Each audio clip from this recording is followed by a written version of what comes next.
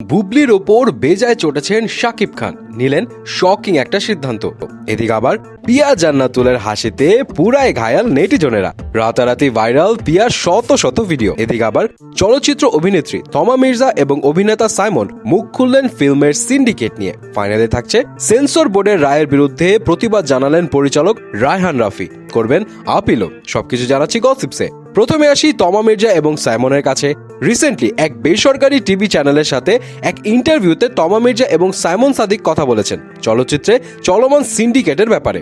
তাদের দুজনের অলমোস্ট একই কথা, সিনেমায় কোনো ক্যারেক্টারে কাউকে কাস্ট করার সময় নাকি তার যোগ্যতার থেকে বেশি দেখা হয় ব্যক্তিগত সম্পর্কটাই। মানে কেউ কোনো ক্যারেক্টারের জন্য যোগ্য না হলেও ভালো বন্ধুত্ব কিংবা ক্লোজ বলে, অথবা হয়তো সে কোনো গোপন কথা জানে তাই তাকে কাস্ট করা হয়।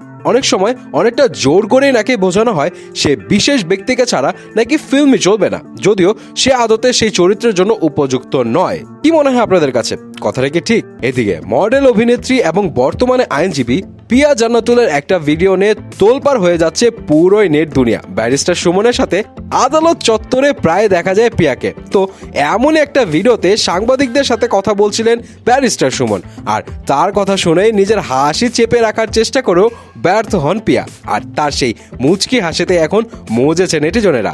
এমনই ঘায়াল হয়েছে যে রাতারাতি ট্রেন্ডিং এ চলে এসেছেন পিয়া জান্নাতুল। এই হাসি নিয়ে শত শত রিলস আর পোস্টে ছেয়ে গেছে পুরো সোশ্যাল মিডিয়া। অনেকেই বলছে পিয়ার এই হাসি দেখে নাকি এখন তাদের রাতের ঘুম হারাম।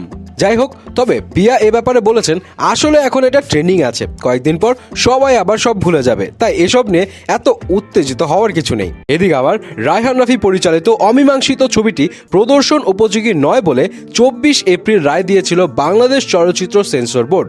সেন্সর বোর্ড জানিয়েছে যে এই সিনেমায় নাকি কিছু গ্রাফিক সিন রয়েছে, অ্যান্ড একই সাথে এই সিনেমার কাহিনীর সাথে নাকি বাস্তবের ঘটনারও মিল রয়েছে, যা এখন উচ্চ আদালতে বিচারাধীন রয়েছে। তবে সেন্সর বোর্ড 30 দিনের সময় দেন যে এর মধ্যে চাইলে সিনেমার প্রযোজক পরিচালকেরা এই রায়ের বিরুদ্ধে সরকার বরাবর আপিল করতে পারবেন। সিনেমার প্রযোজনা প্রতিষ্ঠান আইস্ক্রিনও তাদের অফিসিয়াল পেজে জানিয়েছেন অমীমাংসিত ছবিটি কোনোভাবে অমীমাংসিত থাকবে না, তারা আপিল করবে। প্রযোজক শহীদুল আলম সাচ্চু জানিয়েছেন যে কারণ দেখে সিনেমা প্রদর্শনের উপযোগী নয় বলে রায় দিয়েছে সেটা কোনোভাবেই বাস্তবসম্মত না। পরিচালক রায়হান রাফিও দাবি যে এই সিনেমার গল্প কাল্পনিক, এখন বাস্তবের সাথে সেটা মিলে গেলে দেখানো যাবে না, তা কিছুতেই গ্রহণযোগ্য নয়, এবং তিনি এর প্রতিবাদ জানিয়েছেন। এখন দেখা যাক শেষ পর্যন্ত কি হয়। ফাইনালি আসি শাকিব খানের কাছে। হঠাৎ করে জানা গেল একটা শকিং নিউজ, চিত্রনায়ক শাকিব খানের পরিবার নাকি পাত্রী খুঁজছেন তার ছেলের জন্য, আর পছন্দের পাত্রী পেলেই নাকি একদম ধুমধাম করে বিয়ে হবে শাকিব খানের। আর এই বিয়ে দেওয়ার সিদ্ধান্তের মূলে রয়েছে শাকিবের সাবেক দুই স্ত্রী অপু বিশ্বাস আর বুবলি। তারা যে বিভিন্ন সময় শাকিবকে নিয়ে গণমাধ্যমে নানা মন্তব্য করেন, এতে নাকি বিব্রত শাকিবের পরিবার, আর এজন্যই এবার বিয়ে দিয়ে সব ঝামেলা শেষ করে দেওয়ার সিদ্ধান্ত নিয়েছে তারা। আর এতে নাকি পূর্ণ সম্মতিও আছে শাকিব খানের। শাকিবের পরিবারের একজনই নাকি নাম প্রকাশ না করার শর্তে এইসব খবর জানিয়েছেন। এমনও বলেছেন যে বুবলি নাকি সব সম্পর্ক শেষ হয়ে যাওয়ার পরও নিজের সিনেমা মুক্তির আগেই শাকিবকে জড়িয়ে নানা কথাবার্তা বলা শুরু করেন গণমাধ্যমে, যার সবই নাকি মিথ্যা।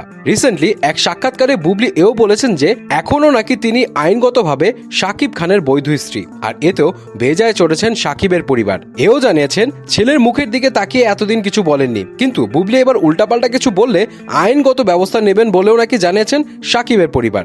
বাই দ্য ওয়ে, কিছু মিডিয়া রিপোর্টস থেকে কিন্তু এমনও বলছে যে মেয়েও নাকি অলরেডি ঠিক ইউএসএ থেকে ডাক্তারি পড়ে এসেছে, যার পুরো নাম জানা না গেলেও নাম নাকি শুরু হয় শাহ দিয়ে। তবে এসবের কোনো কিছুই কিন্তু শাকিব খান নিজে এখনো কোথাও অফিসিয়ালি বলেননি, তাই এসব কিন্তু এখনো গুঞ্জন।